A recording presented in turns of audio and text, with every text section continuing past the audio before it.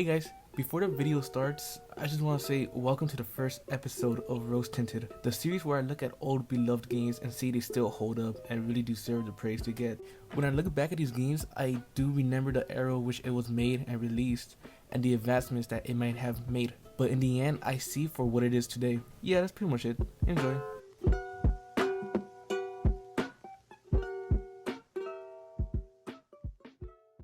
Skyrim, a behemoth of a game.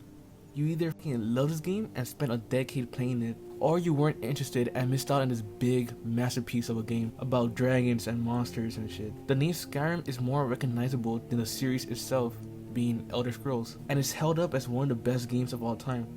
With more than 200 awards, it has to be a great fucking game. But that's why I'm here, to take off my rose-tinted glasses and inspect to see if the game is a timeless gem or a product of its time. So with the rating system of tinted and not tinted, let's get into the game by going down a list of what made this game special, starting with the game is absolutely fucking massive, alright?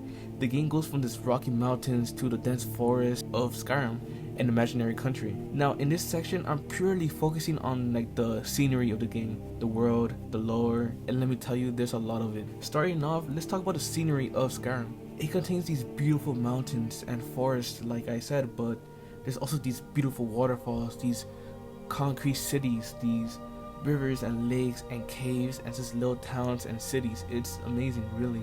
There are so many things to see and encounter in the world, and these places vary. Windhelm didn't look like Riften, nor does Whiterun look like Solitude. When it comes to lore, there's a lot. Skyrim was already built on this amazing and expansive lore and timeline, but with this game they even built more on top of it with its own events and all that stuff that takes too much time to explain. Point is, this world was breathtaking when it first released, and going back at it, it truly is amazing, and definitely not tinted.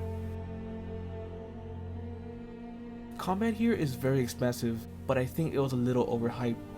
The game allows a variety of combat styles, from hand-to-hand, long range, and a mix of light and heavy weapons. However, this is where I think the combat is a little overhyped. Fighting never really gets complex or strategical, as one might presume. Sure, you can put poison on a weapon, but that's about it when it comes to that type of combat. There's also magic in a game that also has variety. Throw fire or electricity or ice from the palm of your hands, or throw fireballs, whatever.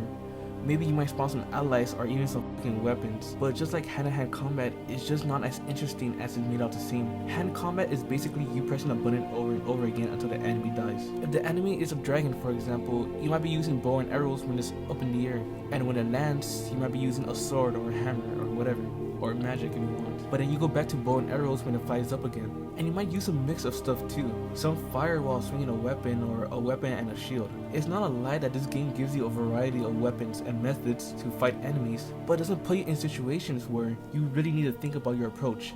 Let me compare it for a second to The Witcher 3. In The Witcher, the combat is extremely different. Let me just say that. But what it does have in common is the enemy types, ghouls and shit.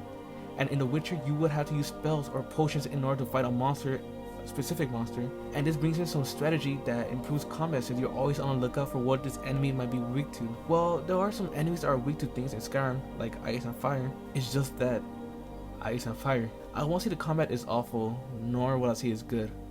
I think it's enough to get a job done, but the combat was extremely rose-tinted.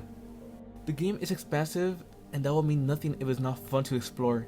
And boy, is it fun to explore. Let's see.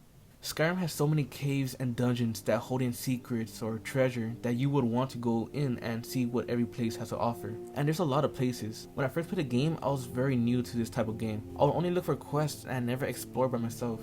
After I played Fallout 3, where you sort of had to explore or else it would have been really fucking boring, I got back into Skyrim and I started exploring. That's when I finally fell in love with this game, 100%. I'd say before I was like 90% in love with this game, and when I went back I was 100% in love with this game. Going to these caves and places and reading books or notes that build up this place's lore it's brilliant, and it's really cool and interesting. It seems that you can't move 10 steps in any direction without a new location being discovered, and the more the merrier in this case. Now, I won't lie and say that every place you discover is entirely new and diverse and interesting and totally feels like a special place. And I'm not saying that to say that they should have done that. I bring it up so I can address the expectations of this type of game. Some dungeons might feel the same, and that goes for settlements and caves as well. However, this doesn't take away from the sheer number of things that you can see in this game and the special places that you can find filled in this world. The lighthouse still creeps me out, and it's a place I just so happen to discover and wander into. When the game has really cool locations, they're extremely cool. And when they have dull ones, they have dull ones. But the amount here, the diverse ones and the extremely interesting ones were special when it came out, and it's still astonishing today. This is not Tinted.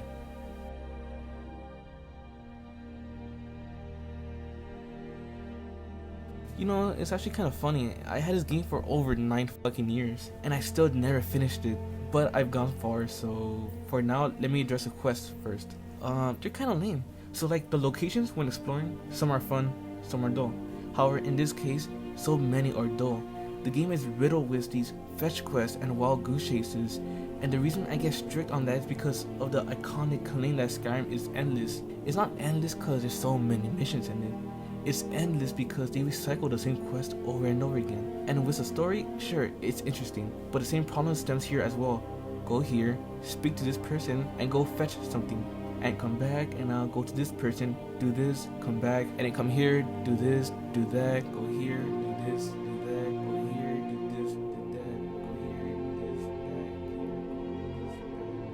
this, do that. It's repetitive, extremely repetitive. It's insane, you know? Sure, the story has some moments, but so does me taking a shit. The point that's funny. My point is that sure, the story is cool, but no one's gonna play that when people could be playing some side missions, some very expansive side missions. But even then, the side missions and quests are so mundane and boring that it's crazy how we never addressed it. Sure, this game is endless, you can play it forever, but I feel like I will go mad if I try to play this forever. This is extremely rose tinted. Alright, so Skyrim is a great game.